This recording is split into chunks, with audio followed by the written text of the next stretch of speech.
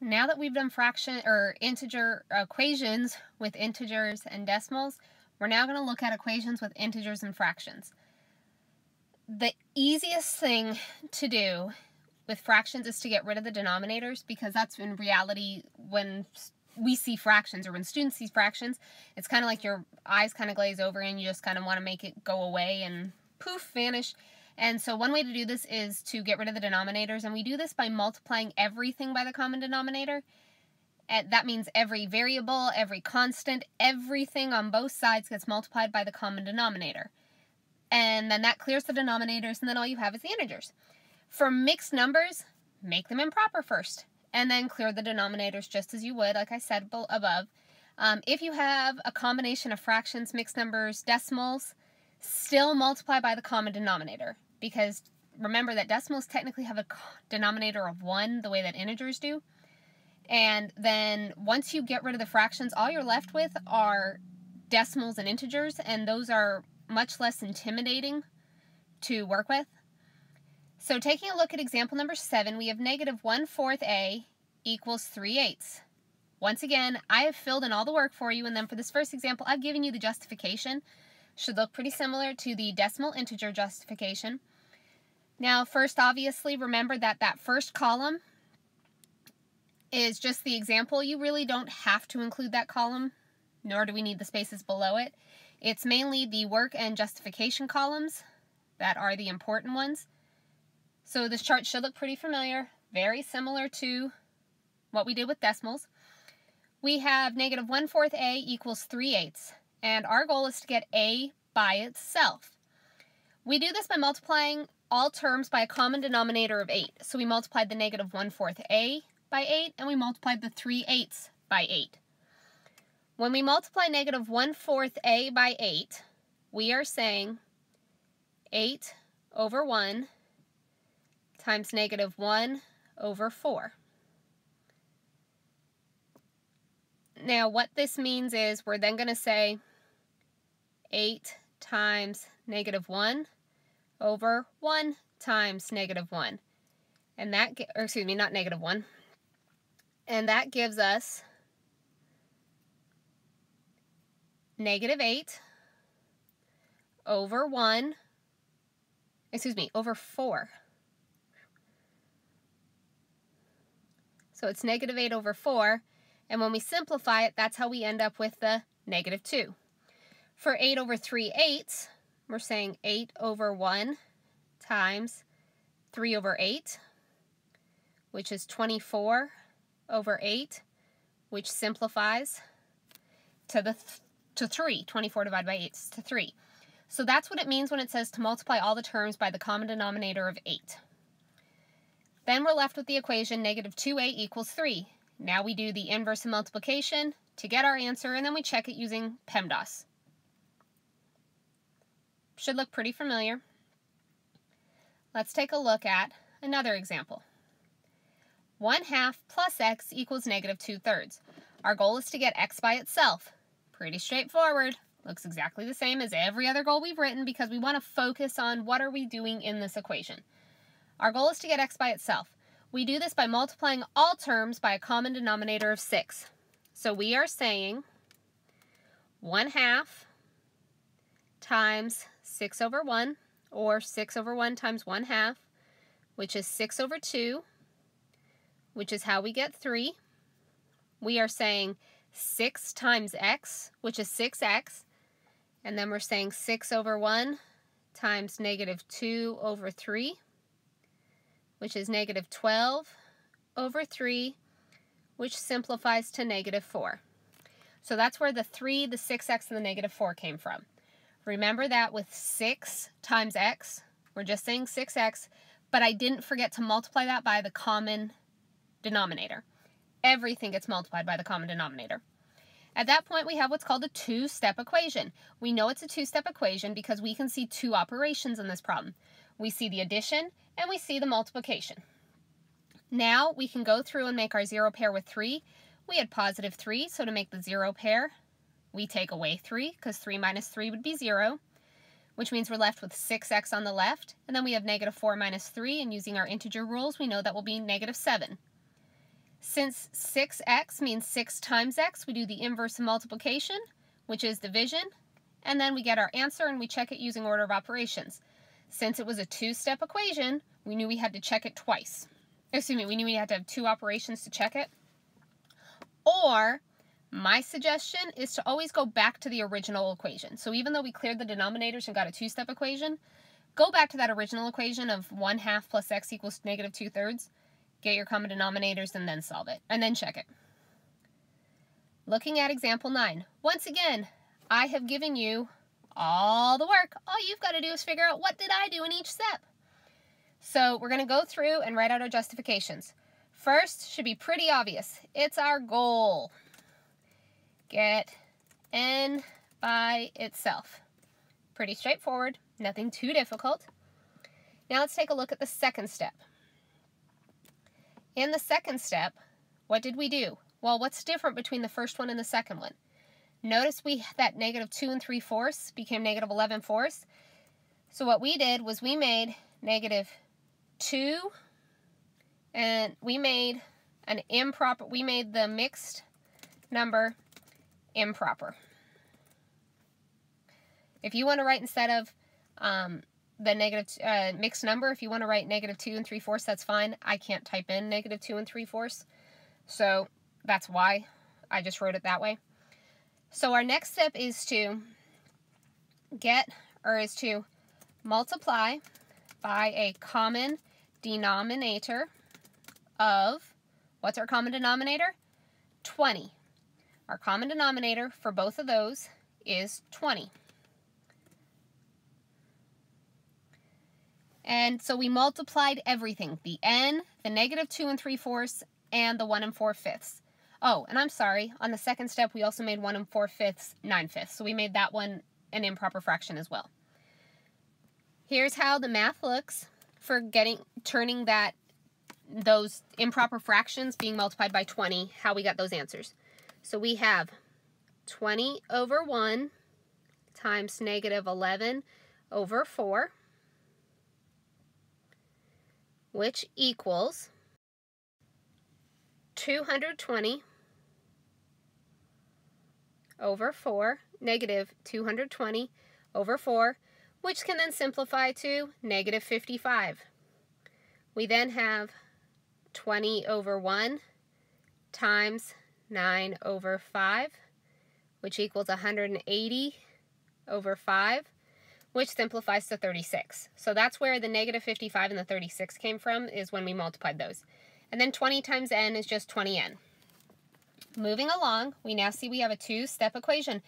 And without those decimals, it looks a lot less intimidating and a lot less scary, which is our goal, right? We don't like those fractions. When you look at that first one with those mixed numbers, that looks kind of scary. And it's one that a lot of students are going to avoid. It's got negative, it's got mixed numbers. That's just, we don't want to deal with that. Whereas when we see 20n minus negative 55 equals 36, that doesn't look so scary. It really doesn't look too bad. So we look at this and we say, okay, what did we do next? Our next step in our justification are to make a zero pair with, what did we make a zero pair with? Negative 55. Again, notice that for both when I'm telling you what we're multiplying the common denominator by and when we're making the zero pair, I'm not just saying that I'm doing those. I'm telling what I'm making what the common denominator is. I'm telling what the zero pair is being made with. So we made a zero pair with negative 55. Since we said minus negative 55, we added negative 55. And 36 plus negative 55 is going to equal negative 19. Now we have to do the inverse of multiplication, because 20n means 20 times n, and the inverse of multiplication is division. So we divide negative 19 divided by 20. Now at this point, you have a choice to make. If you want to actually go through and divide 19 by 20 by hand, or negative 19 divided by 20 by hand, if you want to do that, you go for it. That's negative 0.95. But most students don't want to go through that process. So my suggestion is leave your answer as that fraction. Leave your answer as the fraction, negative 19 over 20. It's okay to leave it that way. It's not wrong to leave it that way. Okay? Sorry, I'm fixing my colors. So don't stress over it. Leave your answer as the fraction. Now our last step is to check using Pemdas. And remember to go back to the original equation of the negative 19, or n minus negative 2 3/4 equals 1 4/5. Go back to that original equation. You'll notice that I didn't make anything into a decimal, and let me sort of state why. The reason I didn't change anything into a decimal is because changing things into a decimal won't work every time. It will work sometimes, but it's not going to work every time, and so because of that, that's why I didn't do it. I want to give you options that are going to work every time. On to the the 10th example, fourth one for this video. 1/5 k minus 3 equals negative 3 1/3. So no big shocker, we have our goal. Get k by itself. And then what did we do in the next step? What looks different? Hopefully you've noticed is we made the mixed number improper. We made the negative 3 1/3 into negative 10/3. Then what did we do in the next step? We multiplied by a common denominator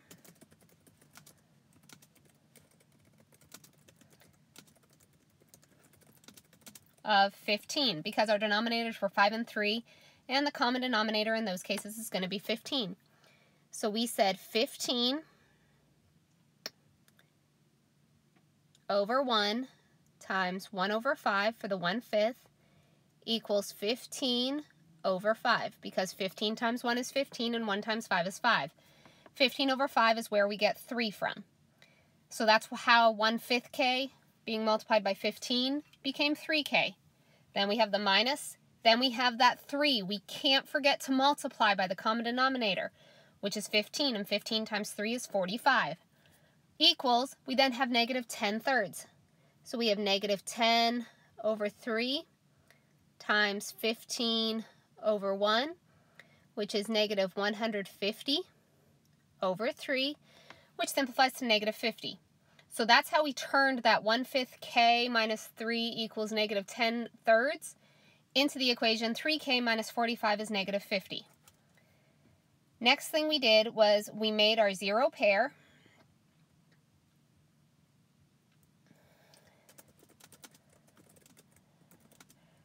With 45. Because that's the number that's on the same side of the variable, but it's not with the variable. So, and remember that when we went through the steps for solving an equation, we have to get rid of that 45 first. Think of it as when we were drawing the pictures, we got rid of the squares, got them together, and then got the triangles together. So we made the zero pair with 45. Since the equation said minus 45, we have to add 45. And that's where we get k equals, or 3k equals negative 5. Taking us into the last step of k equals negative 5 over 3. So we do the inverse of multiplication, which is division, to get our answer. Remember that 3k is going to be multiplication, and to get the answer we have to do the inverse, which is division. And then to check our answer using Pemdas, what we did was we plugged in negative 5/3 into where we found k, and then we solved the problem. Please note, you cannot make this one a decimal, okay? The reason for that is the thirds, the negative 3 1/3, if you were to make that a decimal, it's going to be a repeating 3. It's 3-point repeating 3, and that's not going to work, okay? All right. Number 11, 1/6 x equals negative 17.1, excuse me, 1/6 x minus 17.1 equals negative 18. Our goal is to get x by itself, and we do this by multiplying all terms by a common denominator of 6. There's only one fraction, so of course that's the common denominator. So we multiply 1/6 times 6 over 1, which equals 6 over 6, which is how we get x. If you want to write an invisible 1 before it, you go right ahead, but you don't have to. Then we also have to multiply the 17.1 and the negative 18 by the common denominator of 6. Everything gets that common denominator of 6. So what did we do next? After we multiplied all terms by a common denominator of 6, we made a 0 pair with 102.6. And that is how we got our answer. Now, in this, since we were saying minus 102.6, we are to make a 0 pair, we would add 102.6. And then when we check using Pemdas, we are able to go back to the 1/6x minus 17.1. And in this case, you're going to have to do some real thoughts on the multiplying, but feel free to use that calculator if you need to, or you can make the negative 5.4 into an improper fraction, and from there, follow through with checking it. It's so important to check your answer. It takes away that anxiety of, did I do it right? Is my answer correct? Takes all that anxiety away. And so we want to remove that anxiety. We want to make sure that you're like, okay, I feel good about this. I know what I'm doing. And on to 1/3 parentheses 6y plus 12 equals 5. So the goal is to get y by itself. Now in this case, a lot of times students go, oh, we need to multiply by the common denominator of 3. Before we do that, there's this step called distribute. And the reason we want to distribute is because a lot of times by distributing, that's going to take care of the fractions for us. So we can say 1/3 times 6y plus 1/3 times 12, and that equals 5. So all we did was distribute. And the reason that's going to work at clearing the fractions for us is because 1/3 times 6 over 1 equals 6 over 3, which simplifies to 2, because 6 divided by 3 is 2. And 1/3 times 12 over 1 becomes 12 over 3, which simplifies to 4. And now that that's done, we have gone ahead and cleared the denominators without having to worry, without having to go that extra step of the common denominator. So we then go on to making a 0 pair with 4. Since it was adding 4, we can now subtract 4. And then we're going to go through and do the inverse of multiplication. We know we're doing the inverse of multiplication because 2 times y, 2y means 2 times y, and the inverse of multiplication is division, and we get 1 divided by 2. Again, if you are wanting to do the decimal form, go ahead and actually multiply it out or divide it out, fine, but you do not have to. So we're left with y equals 1/2. And then last but not least is we need to check our answers using Pemdas. Again, go back to the original equation where it was the distributive property and use order of operations to solve it. Congrats on solving equations using integers and fractions.